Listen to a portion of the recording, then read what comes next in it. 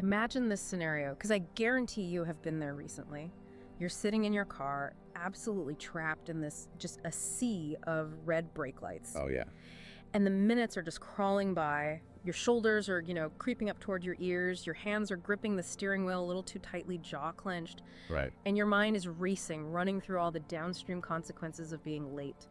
Or maybe you aren't in a car. Maybe you're in a crowded elevator pressed in between strangers. And the air is just thick with that unspoken impatience. Exactly. You're probably staring at your phone, pretending to check emails just to avoid eye contact, watching that digital floor indicator move with just maddening slowness. It's the worst. In those moments, time doesn't just feel like it's being wasted, it feels like it is actively being stolen from you. It's a profoundly visceral sensation. That modern feeling of being totally trapped by circumstance. Yeah. But consider what happens if we completely flip the script on that feeling. What if, in that exact instant of burning frustration, you weren't actually losing time at all? I mean, it definitely feels like losing time. It does. But think of those agonizing minutes in a stalled elevator or a gridlocked commute. Not as dead time or stolen moments, but as dormant portals. Dormant portals? Yeah. With just a slight shift in how you orient your attention, those exact situations, the ones that normally spike your blood pressure, can become gateways to intense clarity, presence, and even a renewed sense of energy. And that is exactly our mission for today's deep dive. We are looking at a really fascinating stack of sources today. It's this compelling mix of cutting-edge neuroscience papers on stress reduction side by side with ancient Buddhist and Zen texts. It is a wild combination. It really is. And we are going to pull out the absolute core, life-changing mechanics of this material to figure out how you can merge relentless modern ambition with grounded, unshakable inner peace. Which everyone is looking for right now. Right. We're uncovering a quiet revolution here, and the best part is that it doesn't require retreating to a mountaintop or abandoning your career goals. It is simply about changing how you pay attention right in the absolute middle of the chaos. Exactly. Okay, let's unpack this. In the modern professional world, we've basically been conditioned to view time purely as a resource to be optimized. Totally. We view our attention as a commodity that can be monetized.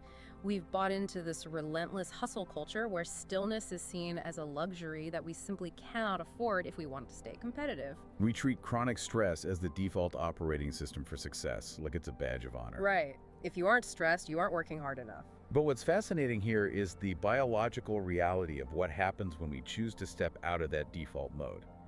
If we look at the clinical science of mindfulness-based stress reduction, we see that taking just a tiny pause, we were talking 60 to 120 seconds of conscious, intentional breathing, does something profound and highly physical to the brain. 60 seconds, that's not. It is nothing in terms of time, but it actively downregulates the amygdala. And that's the fear center, right? Yes. That's the part of the brain responsible for threat detection. Yeah. It's the mechanism that misinterprets a traffic jam or a delayed elevator as a literal life or death survival situation. Which explains why we get so sweaty and panicked over an email. Precisely.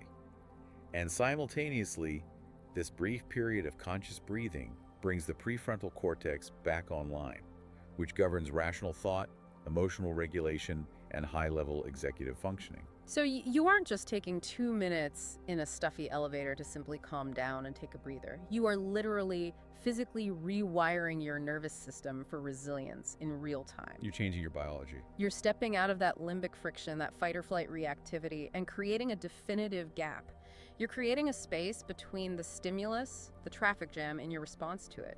And looking through these sources, it becomes clear that this space is the birthplace of mastery. Yes. It is where you take your agency back from the environment. And while that neurobiological framing is entirely modern, the underlying mechanism is incredibly ancient.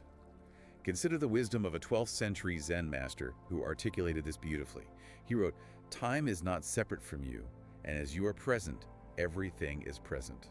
That's a great quote. It is. The tendency is to picture a figure like him, sitting in perfect, undisturbed silence in a mountain temple, completely detached from worldly concerns. Right, just floating on a cloud somewhere. Exactly. But the reality of his life was vastly different. He formulated these insights while actively navigating the immense complexities of monastic leadership. He was managing hundreds of monks, dealing with fierce societal expectations, navigating political pressures and handling the daily friction of human imperfection. So he was basically a CEO. In many ways, yes. His wisdom was forged in the absolute friction of daily life, making it profoundly applicable to our era of constant motion. Let me push back on that slightly, though. A 12th century monastic leader certainly had stress, but he didn't have to deal with a crumbling global supply chain or a toxic corporate culture or a reply-all email thread from hell. Fair point. If we bring this into the realm of modern wealth creation and career advancement, how does this ancient philosophy actually hold up for someone who is aggressively trying to build a business today? It holds up exceptionally well when you look at the historical practitioners who are operating in the marketplace rather than the monastery. Take the story of a prominent figure from 5th century BCE India. He was a wildly successful, incredibly wealthy merchant, and simultaneously one of the most devoted lay followers of his spiritual tradition. Okay. The crucial detail about his life is that he never abandoned his massive commercial enterprises to seek enlightenment. He didn't flee the marketplace. He utilized it as his practice ground. So he stayed in the game. He stayed fully in the game. He engaged in immense wealth generation, but practiced generosity without being attached to the financial outcomes. He practiced incredible diligence in his business affairs without falling into the trap of endless greed. Most importantly, he made complex logistical decisions without operating from a baseline of fear. That reframes the entire concept of what a successful professional looks like. His wealth and his business acumen weren't diminished by his spiritual grounding. They were actually refined by it. Absolutely. He maintained an unshakable calm and strategic clarity even when facing severe economic uncertainty, which was just as prevalent then as it is now. It forces a fundamental question for you listening right now. Will your success be built on a foundation of anxiety or a foundation of awareness? Because for the vast majority of ambitious professionals today, the entire structure is built entirely on the fumes of anxiety. Oh, without a doubt. We run on the adrenaline of panic, mistaking it for the fuel of high performance. But the mindful professional doesn't suppress their stress or avoid the friction of the marketplace. They metabolize it. They navigate conflict with extreme clarity rather than defensiveness.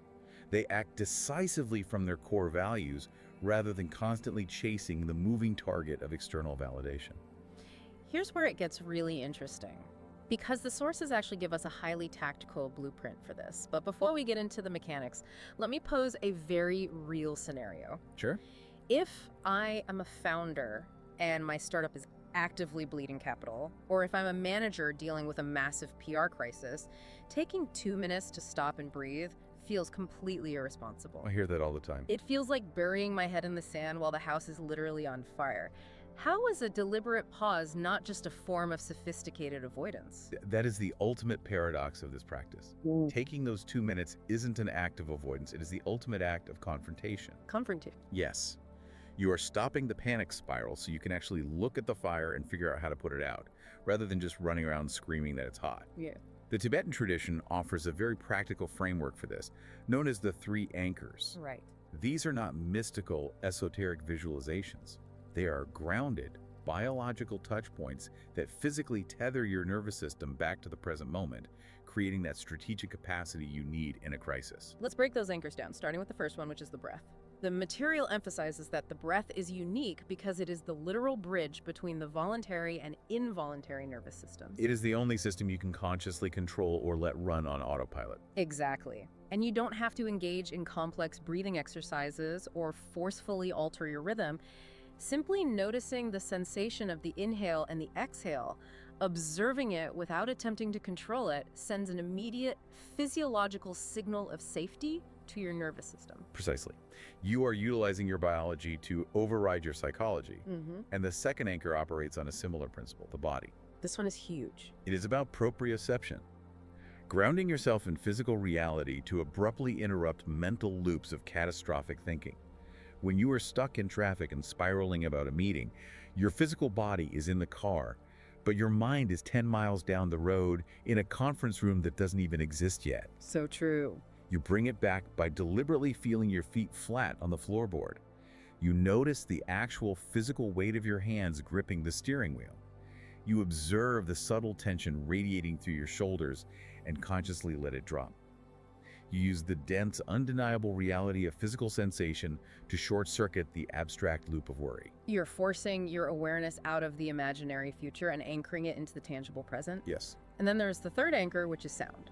This is perhaps the most counterintuitive one, especially in chaotic environments. People usually want to block sound out. Right, they put on noise-canceling headphones. But instead of getting increasingly agitated by the hum of the elevator motor, the buzzing of fluorescent lights, or the distant, aggressive honking of traffic, you actually utilize that ambient noise. The sources describe using this noise as a mirror of impermanence, tying into the ancient concept of anicca. Anicca is a foundational concept. It points to the constant, unavoidable flux and impermanence of all things. When you listen to the chaotic sounds of a traffic jam, you aren't listening to analyze the noise or judge it as an annoyance. You are listening to the arising and passing away, the sound itself. It's just waves hitting your ear. Yeah, exactly. It becomes a real-time practice in letting go of your deep-seated need to control your environment.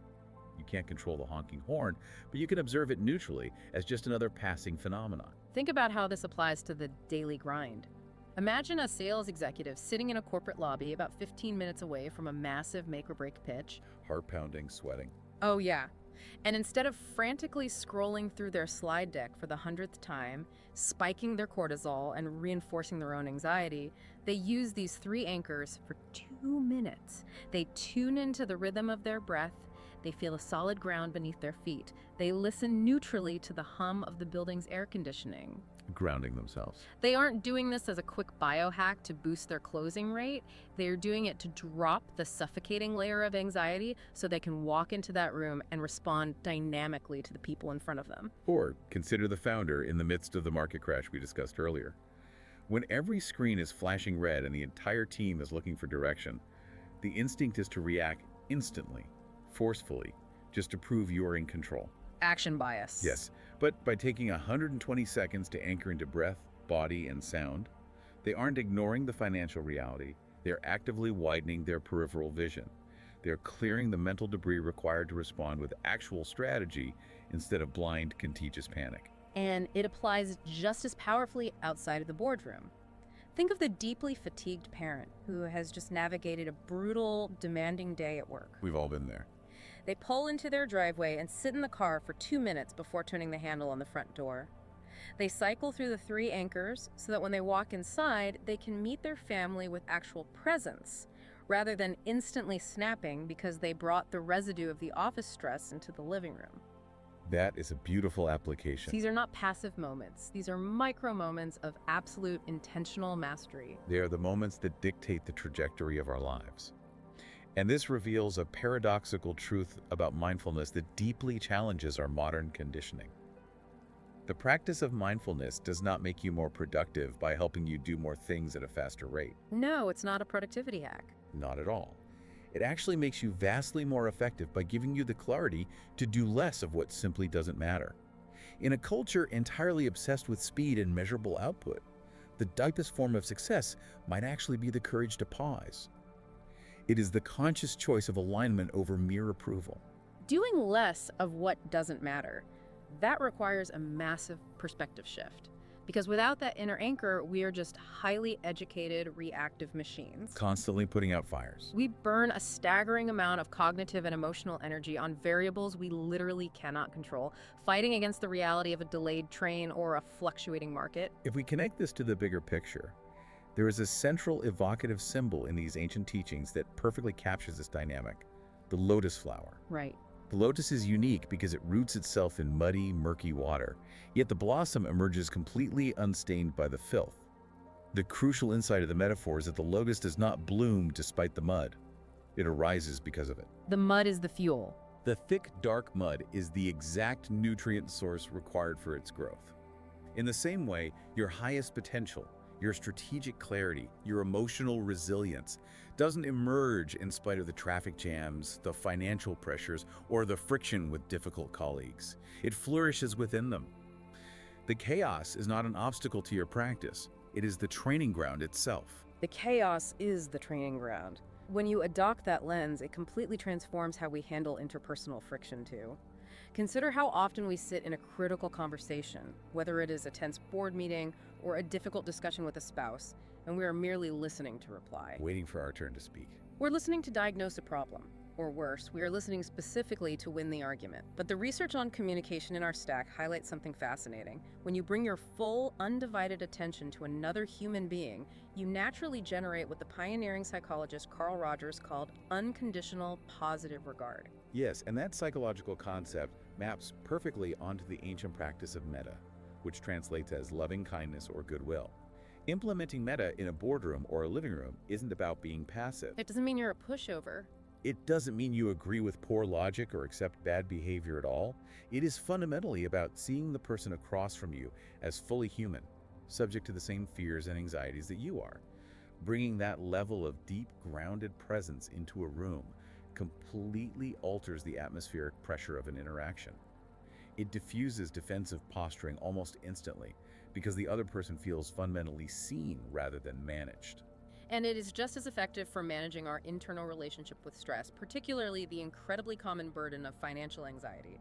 When we lay awake worrying about money or career trajectory, those worries usually stem from deeply ingrained, highly personal narratives. Stories we tell ourselves.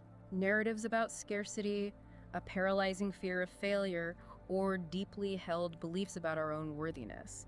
When you utilize those 2 minutes to pause and observe those thoughts without immediately identifying with them as absolute truth, you realize something profoundly freeing. Which is? Those anxious thoughts are not concrete facts dictating your future. They are just mental weather. They are storm clouds passing through the space of your mind. And your underlying awareness, you are the sky. That is a brilliant analogy. Acknowledging that distinction doesn't magically pay your mortgage, but it definitively frees you to make wiser, more strategic financial decisions because your judgment isn't clouded by sheer existential dread. That distinction between the passing weather and the enduring sky is vital to understanding the entire framework.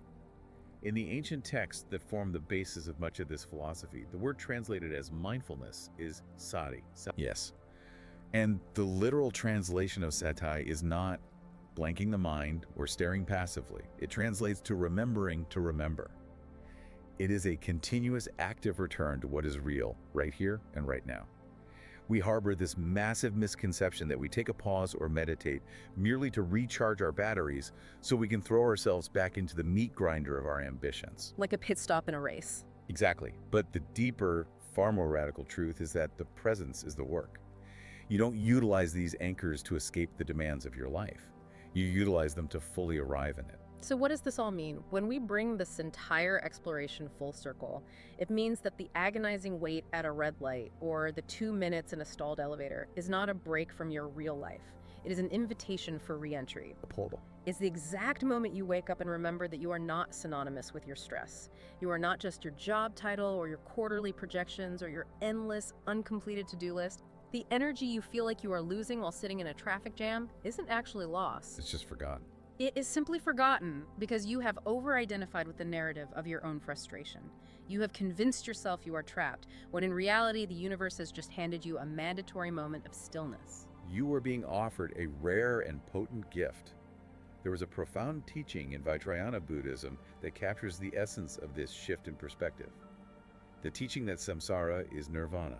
Samsara is nirvana. What this points to is that the ordinary, messy, highly chaotic world samsara, when it is observed with awakened, clear eyes, is already the enlightened state nirvana. That flips everything upside down. It is the ultimate realization that you do not need to wait for ideal, perfectly quiet conditions to locate your peace.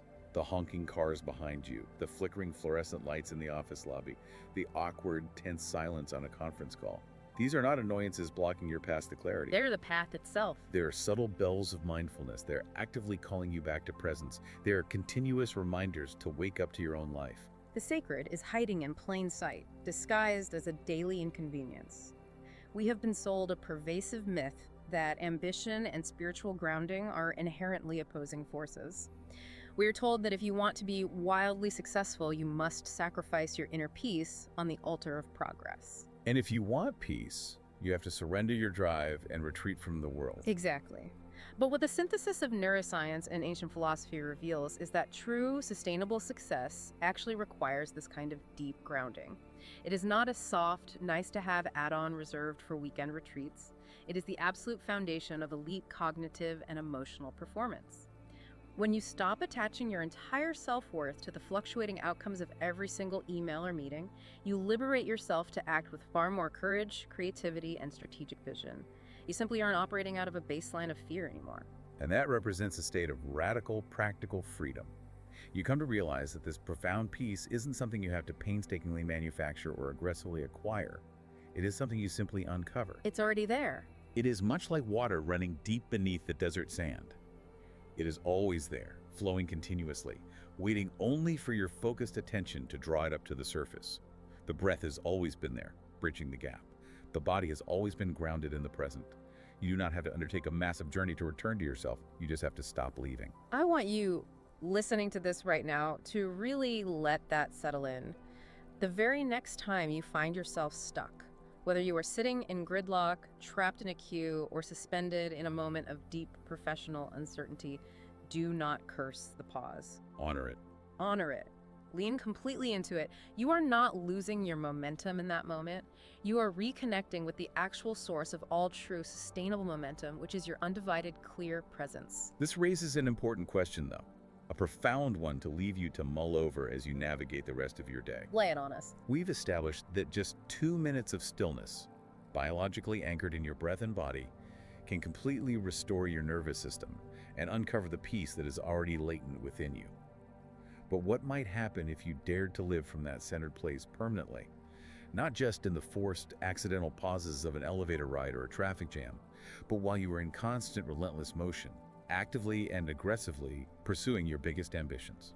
That is the ultimate frontier. Thank you for taking this deep dive with us today. Until next time, remember to take those 2 minutes. The portal is always open.